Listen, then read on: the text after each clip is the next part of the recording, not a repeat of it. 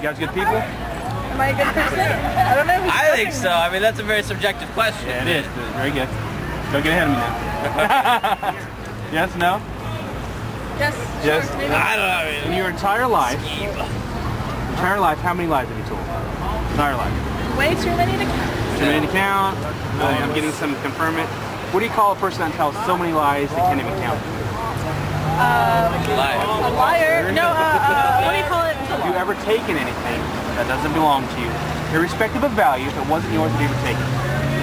Yes, I've stolen some cool things before. Okay. Yeah? sure. Yeah. That's from Megs. Yeah, okay. All right. How about this one? This one's a little more serious. Have you ever used God's name in vain? That is, take the holy name of God and used it lowly. But what if anger. God is not the only God? It's just a quiz here. I'm the teacher. The quiz the way I want.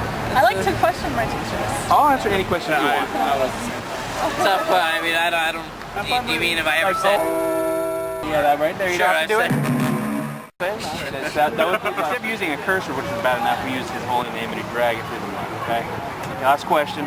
Thank you guys for being so cooperative. Last question is, Jesus Christ himself said, "You've heard it said of old, thou shalt not commit adultery." But I say, if you look upon someone, you lust after them, you could commit adultery in your heart. I do that all the time. God looks upon the desires of your heart. Look at him and Yes. I'm so well there. Yeah. Your admission. You're lying, thieving, blasphemous, adulterers at heart. Okay? So if God judged you by the 10 Commandments, would you be guilty or innocent of breaking his law? Personally, I don't recognize. Yes, you are right. There's none righteous, no, not one. We've all sinned and come short of the glory of God. Would you be found guilty or innocent of breaking the law? No, you're always guilty. Guilty. Okay. Would you agree? Am I being unfair? breaking whose law? God's law. Okay, well I don't. I took for the 10 Commandments. That's what they were. Would you be guilty or innocent of breaking God's law if his law is the 10 Commandments? I would be guilty. I'm guilty. Okay, guilty. So if God is just, if God is just, should He send you to heaven or hell for breaking His law? Okay. Okay, Going if by God, the Bible here. if God is just, Straight going to hell. That's and I go up there.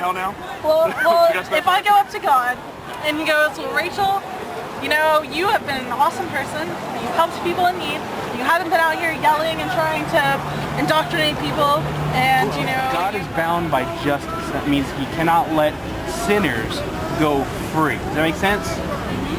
We like to rationalize and trivialize our own sin. We say we're not as bad as that person. I'm not as bad as that rapist. I'm not as bad as that person. I'm not a Hitler.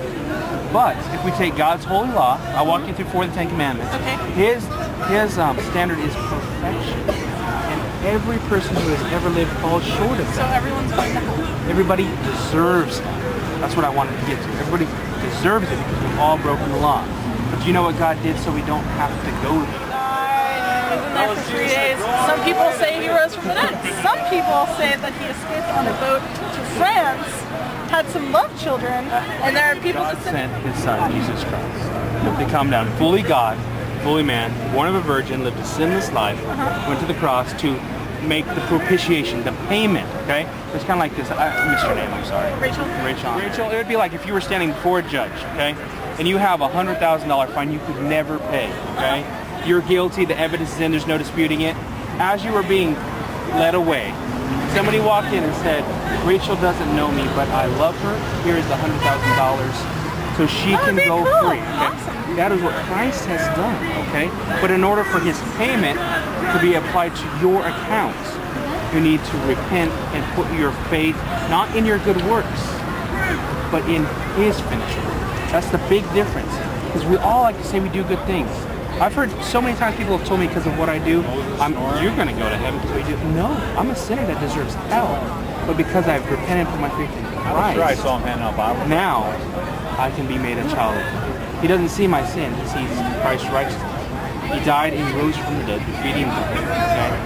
Does that make sense? Yeah, does it? Sure. You ever heard that? I mean, I don't believe it, but I mean, understand. logically speaking, I guess it would make sense. And it doesn't matter what we believe. I can say I don't believe in gravity and step off that building, and you know what? I'm going to face the consequences of my error, whether I believe in it or not. That's just, I mean, it doesn't matter. It's like the criminal saying, I don't believe in the death penalty. And the judge says, they're dead. They're going to die, whether they believe in it or not. Now, Rachel, is it again? Yeah. I'm terrible with names. You got to say it. Rachel. Okay. I've given you what the gospel is, good news. Okay. I've given you the bad news, which is the wages of sin is death. And I've given you the good news. Now, can I ask that you would think about it? At least think about it. Yeah, I mean, I'm forced to because I've been told you're so much nicer than these other people. Can I just get this on camera? And it's good. Well, the way I like to see it is I'm a beggar telling another beggar where they can find me. Thank you, Rachel, for talking with me. I appreciate Nice to meet You've been you. very kind. Nice to meet you. I approached